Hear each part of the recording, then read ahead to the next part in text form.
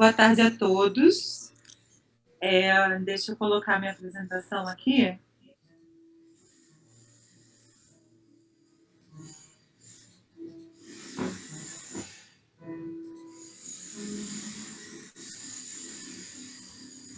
Ela já está aparecendo para vocês? Certo. Deixa eu só voltar aqui para poder exibir. Pronto, está em modo apresentação, né? Certo. Então, bom, gente, eu vou apresentar uma compilação de diversos trabalhos que a gente tem feito lá no Laboratório de Mastozoologia com os proboscídeos que tinham aqui na América do Sul, né? Também esses trabalhos contam com vários colaboradores nacionais e internacionais, e muitos deles foram realizados ao longo da minha carreira acadêmica, né? Eu sou já doutora em zoologia pelo Museu Nacional, formada, né, em biologia, e atualmente eu faço pós-doutorado no PPGBBE pelo pós-doutorado nota 10 da FAPERJ. Então, resumidamente, essa apresentação vai ser a breve história dos proboscídeos na América do Sul. Bom, fiz uma pequena introdução, né, sobre mim. Minhas principais linhas de pesquisa são evolução sistemática e paleoecologia de mamíferos.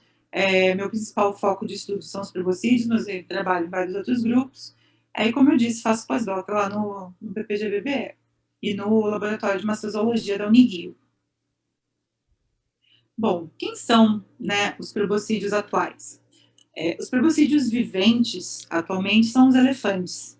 E a gente tem 3 espécies, né, referentes ao elefante africano, o elefante asiático o elefante africano de savana, o elefante africano de floresta e o elefante asiático. Achava-se, até alguns poucos anos atrás, que o elefante africano de savana e de floresta, eles representavam subespécies ou metapopulações de uma mesma espécie, né, que seria o Loxodonta africana, mas recentemente tem saído estudos comprovando a diferença entre essas duas espécies, a validade delas, e que inclusive elas não são tão proximamente relacionadas assim quanto se esperava, né? Que tem várias linhagens de outros elefantes extintos aí no meio, né? Entre elas. Bom, mas os proboscídeos do passado eram muito mais diversos, né, do que só esses elefantes atuais, incluindo não só uma diversidade de espécies, quanto uma diversidade morfológica também. Então, a gente tinha desde proboscídeos anões, né, das ilhas da Califórnia, ilhas do Mediterrâneo, até linhagens gigantes, muito maiores do que os elefantes atuais, como alguns estegodontídeos da Ásia, mamutes, dentre outros. Inclusive, é interessante a diversidade morfológica, porque muitos desses proboscídeos, eles não tinham o marfim, né, as presas desenvolvidas em hipertrofiadas, desenvolvidas, né, os incisivos desenvolvidos em presas, mas eles, às vezes, apresentavam 2 pares de presas, superiores e inferiores, em diversas formas diferentes, o que acaba caracterizando bem cada uma dessas linhagens. Mas como que esses proboscídeos, então, vieram parar aqui na América do Sul? Né? Proboscídeo, no geral, tem uma distribuição global, né? Só não ocorria na Antártida e na Austrália, mas eles alcançaram a América do Norte, ali mais ou menos no Mioceno, 17, 16 milhões de anos, e nesse período, até mais ou menos esse período, a América do Sul funcionava meio que como uma grande ilha, isolada, né? Como a gente consegue ver nesse quadrinho azul aqui embaixo. Já para o final do Mioceno, os movimentos geológicos daquela região do Caribe foram soerguendo várias placas tectônicas e dando origem ao Istmo do Panamá, que foi essa ponte de terra que conectou fisicamente, né, e geologicamente, a América do Sul com a América Central e do Norte, permitindo essa troca faunística, né, essa expansão, na verdade, faunística para diversas linhagens, incluindo os proboscídeos. Assim como o Leo Ávila acabou de falar na palestra dos cavalos, os proboscídeos eles também alcançaram a América do Sul, né, no grande intercâmbio biótico das Américas, e junto dos cavalos foi parte dessas duas linhagens que se extinguiram completamente, né, que a gente não tem hoje em dia nenhum representante vivente original desses pulsos migratórios.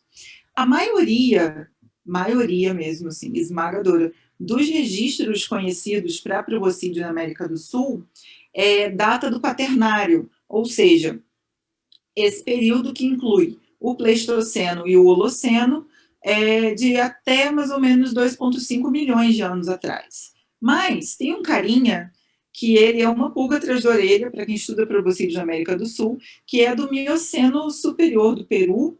Ele já foi revisado, pude revisar esse material e a gente viu que ele não é válido como táxon, né, para o nome que ele recebe específico, que é Malcaterium peruvium, mas ele é válido sim para o Mioceno, e assim como para os cervídeos, né, pode ser que represente, embora para os cervídeos o material não tenha saído do Mioceno, mas para esse proboscídeo sim, é um material encontrado em camadas, né, geológicas em sedimento do Mioceno, e pode ser que ele tenha sim essa idade de Mioceno superior válida, embora ela ainda é um pouco indefinida, assim, ela precisa ter uma precisão mais detalhada, né, dessa idade. Mas, enfim, é um pulso aí do Mioceno, né, do grande intercâmbio, representado por esse material, que ele, como é muito fragmentário, ele não permite ainda grandes análises assim, exploratórias, né?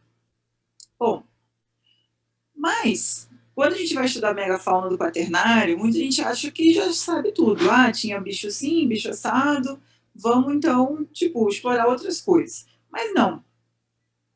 Os proboscídeos aqui na América do Sul, eles têm a menor diversidade conhecida para um continente, tá? Sendo representado por somente 2 gêneros monoespecíficos, o Nothiomastodon platensis e o Cuvirones iodon. O Nothiomastodon platensis, eles têm perfis bem diferentes, assim, né? O Nothiomastodon platensis, ele tem uma ocorrência muito ampla, ele ocorre por toda a América do Sul. E o limite sul também é naquele paralelo 40, né? Isso é bem interessante, é uma questão a ser investigada com certeza. E acima disso, na verdade abaixo disso, ele é distribuído tanto em regiões andinas quanto regiões de planície, até regiões litorâneas de plataforma continental é encontrado material de Nothiomastodon, né, referente a regiões costeiras do passado, né, que agora já estão dominadas pelo mar de novo. Esse proboscídeo ele chega em regiões andinas até a mais de 4 mil metros de altura, com ocorrências assim frequentes, né? E assim como o elefante africano atual, né, e o asiático, ele apresenta algumas características bem interessantes, né? Como um par só de presas superiores. Entretanto, essas presas variam bastante de formato, né, sendo retas, curvadas para cima, em relação à presença de esmalte, que algumas têm esmalte, outras não, e as que apresentam esmalte, às vezes ele recobre todo o dente ou ele está só na ponta dessa presa, né, quando o indivíduo é jovem, e apresentam uma variação morfológica dos molares bem interessante. Embora eles apresentem sempre 5 pares de cúspide principal, o número de cúspides acessórias ele é bem variável, tá? E uma coisa interessante é que até o momento o Nothiomastodon é conhecido como sendo o proboscídeo endêmico da América do Sul, e no Brasil ele é o único proboscídeo que existiu, né? Que já está extinto. E eu gosto sempre de usar ele como um ótimo representante da megafauna brasileira, principalmente, porque nunca existiu naturalmente outro proboscídeo na América do Sul, né? Bom, já o Cuvirones iodon, Ele é um proboscídeo que tem ocorrência também na América Central e América do Norte. Inclusive, acredita-se que Cuvieronius e Nothiomastodon chegaram à América do Sul em pulsos diferentes, né? A origem de Nothiomastodon ainda precisa ser mais explorada.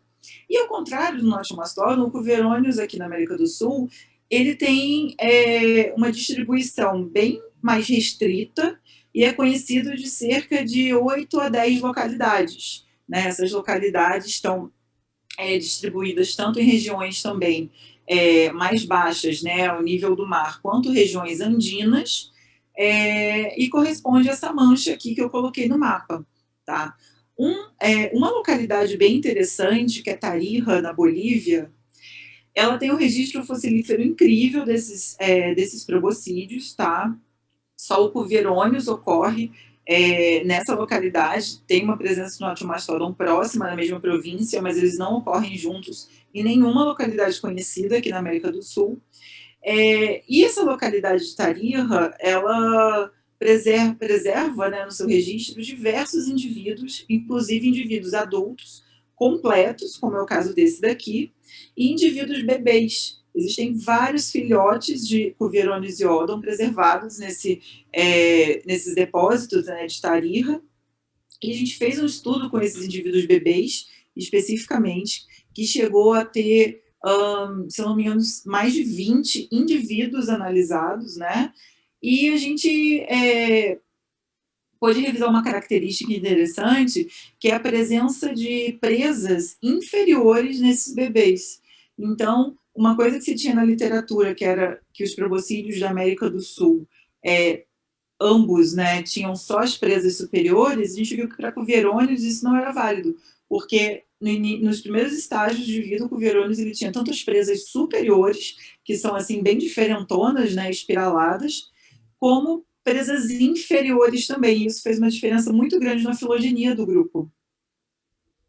Bom, antes de falar da filogenia, a gente vai falar um pouco da taxonomia, né? Os proboscídeos, por serem animais assim tão grandes, eles foram os primeiros fósseis a ser encontrados aqui na América do Sul, né? Quem descreveu primeiramente esses materiais foi Cuvier, e no século XIX existiram alguns trabalhos taxonômicos a respeito desses proboscídeos, quando basicamente tudo que não tinha jeito e morfologia de elefante era chamada de mastodon, né? Inclusive o gênero mastodon tinha um monte de espécies. Com o tempo, foi se revisando esses materiais, vendo que na verdade dentro do gênero mastodon diversas famílias de proboscídeos estavam representadas.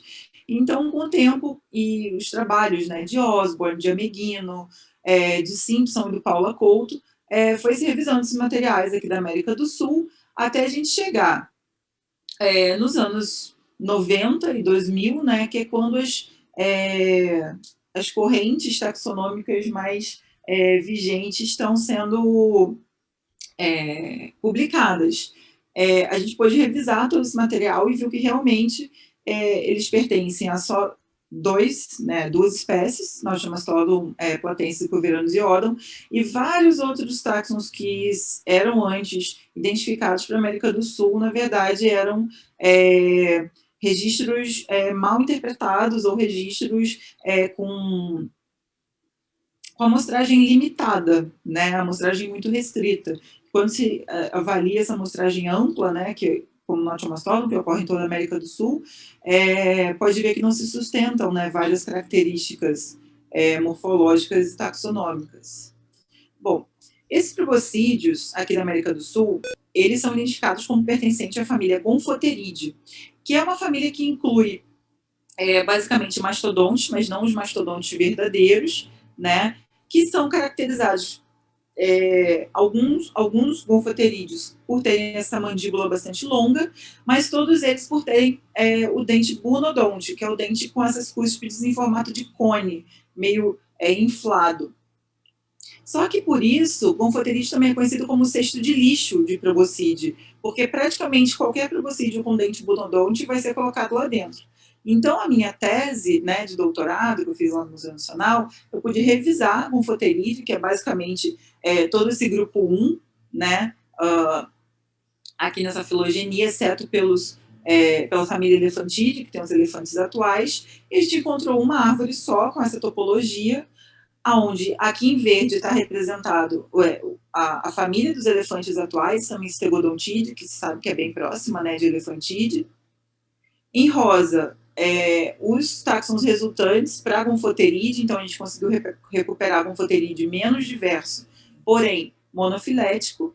E uma coisa bem interessante é que todos esses proboscídeos que ocorrem aqui na América do Sul e alguns outros que ocorrem na América Central e do Norte, como o Stegomastodon, o Rhincotherium, e até um que ocorre na China, né, o Sinomastodon, fazendo parte de um grupo monofilético que a gente identificou como uma nova família de proboscídeo, né, que a gente está descrevendo e pretende publicar esse ano.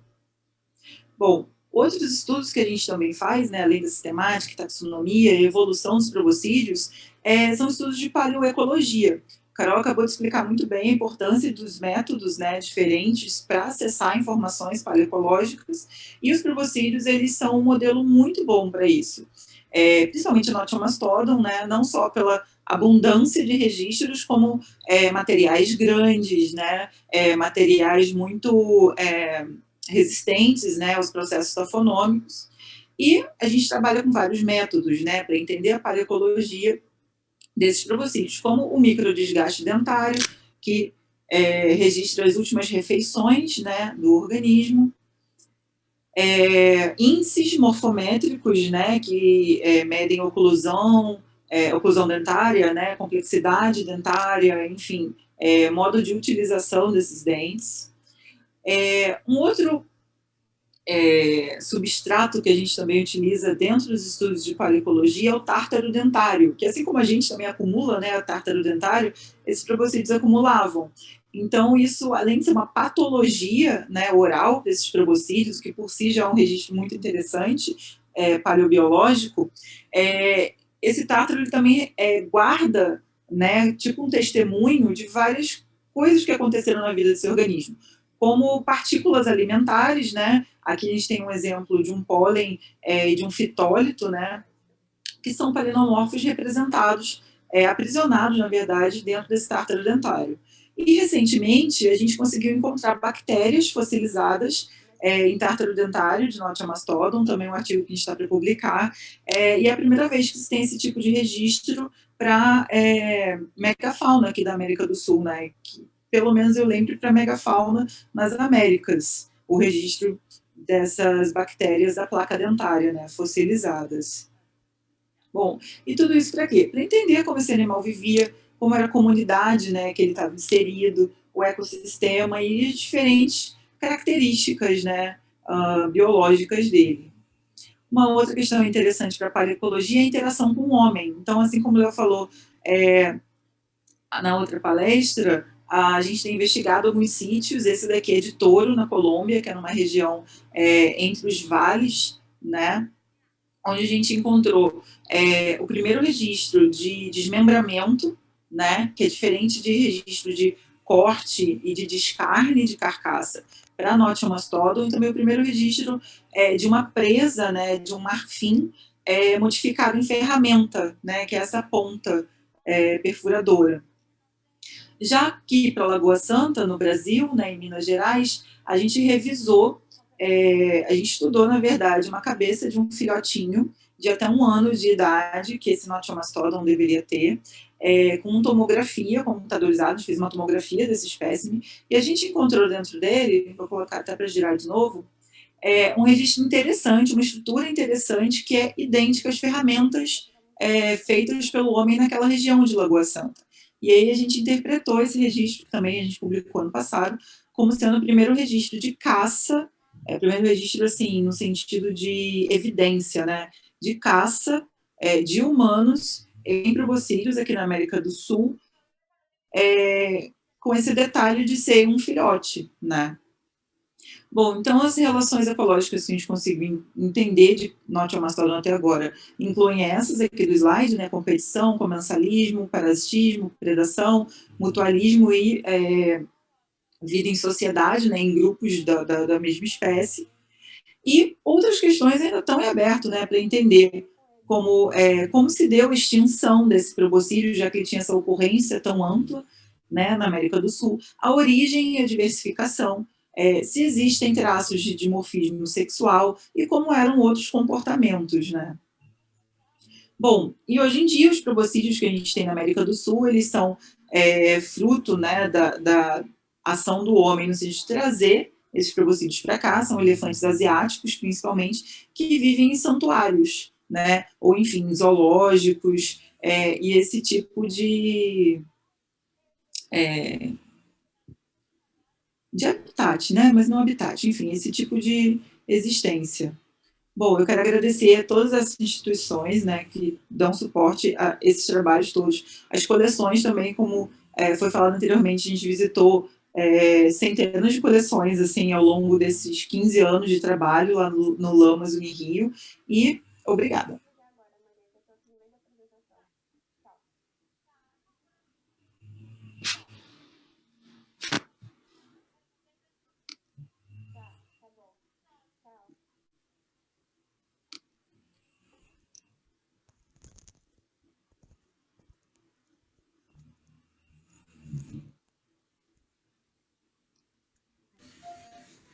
Obrigada pela sua apresentação, Jamila. Me enrolei aqui achando o botão.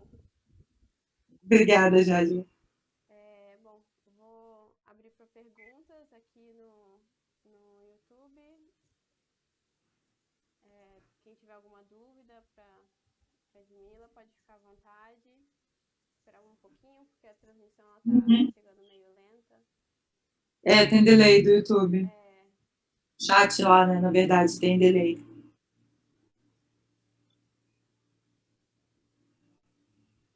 Na verdade, o delay está bem alto, né? Está bem grande, porque eles estão agora com a palestra do Léo Ávila.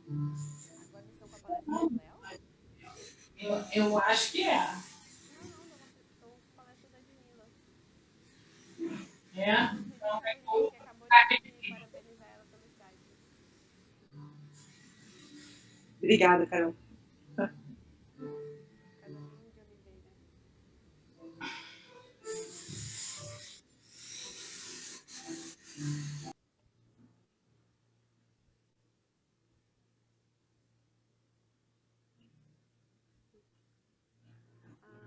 A Michele está fazendo todas as perguntas.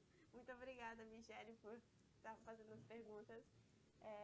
Ela escreveu: parabéns, Jamila. Essas extinções desses grandes mamíferos aconteceram também na América do Norte, na mesma época? Sim e não. Para essa família nova, né, que a gente está descrevendo, essas extinções aconteceram em até momentos diferentes. Encotherium se extingue bem antes, né, do Holoceno. Stegomastodon também. Stegomastodon, inclusive, ele nem alcança o Pleistoceno médio, ele se extingue no início do Pleistoceno, na América do Norte. Mas existem registros de cuvierônios até contemporâneos do homem para a América do Norte. Então, cuvierônios, sim, foi um proboscídeo que alcançou o início do Holoceno, né? E outros proboscídeos de outras linhagens existiam também na América do Norte, América Central, como os mamutes, né, que é da família Elefantidae, e os mastodon, né? Os Ai, peraí, que eu tenho que falar em latim e em português. O mamute, que é o gênero dos mastodontes verdadeiros, né? Que o que a gente tem aqui não são os mastodontes verdadeiros, eles são esses gonfotérios, né? E eles alcançaram também o Holoceno. Esses sim tiveram uma duração muito grande, né, na América do Norte, de ocorrência temporal.